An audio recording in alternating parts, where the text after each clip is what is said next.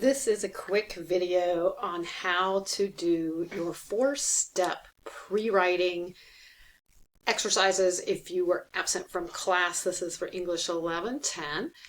The first thing that you are going to do is set a timer for 15 minutes. You can actually do 20 is okay. And you're going to do exactly what it sounds like. This is called free writing. And when we free write, you take, and this is handwritten, this is not typed, so you'll take a piece of paper, pen or pencil, and you will start writing, thinking about your topic that you were writing about that one day when something happened to you when you were 10 years old or younger. If your mind starts to wander, just write down whatever is wandering around in your brain, and you have to keep writing. Make sure that you write for at least 15 minutes. So go ahead and pause the video and set your timer and just start writing. Oh, and you don't have to worry about grammar, punctuation, spelling. I'm not going to read this version of what you write, so this is just for you to get down some good ideas.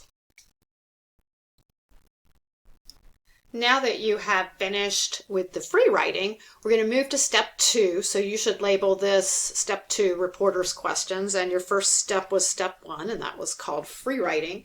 And just list down your page. So you might be on a new page, maybe flipping over to the back of the first one if you want, or a new piece of paper, and write who, what, why, where, when, and how down. When reporters are going to any event that's happened in the news, for example, a building has burned down, they'll show up and they'll still use these same questions. Even though we have technology, they still do this.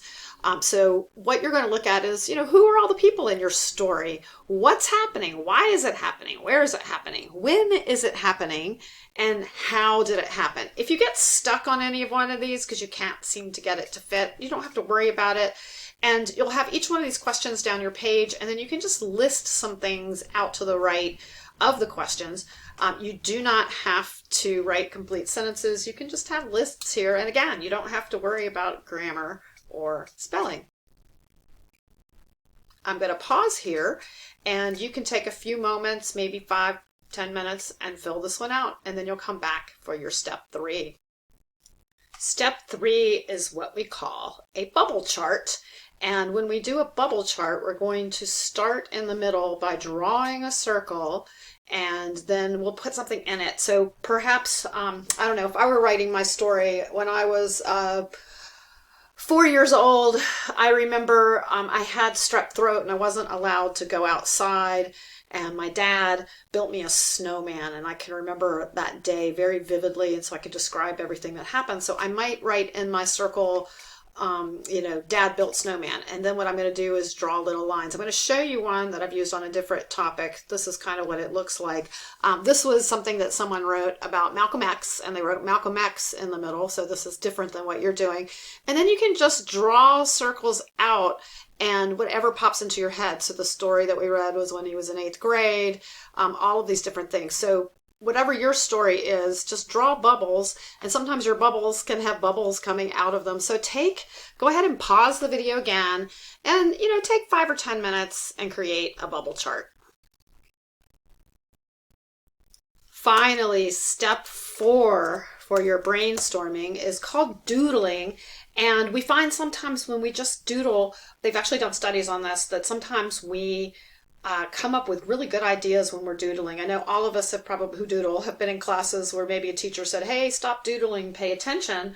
But sometimes when you're doodling, you're activating a part of your brain and you're actually paying more attention. So I just lifted a couple of images off the internet. So if you're not an artist, you don't have to worry about it. You might have stick figures. So here's you might just draw something. So what I want you to do is think about your story, and is there something visual that stands out? You don't have to use words. You might just have drawings. So here's the one doodle that somebody did.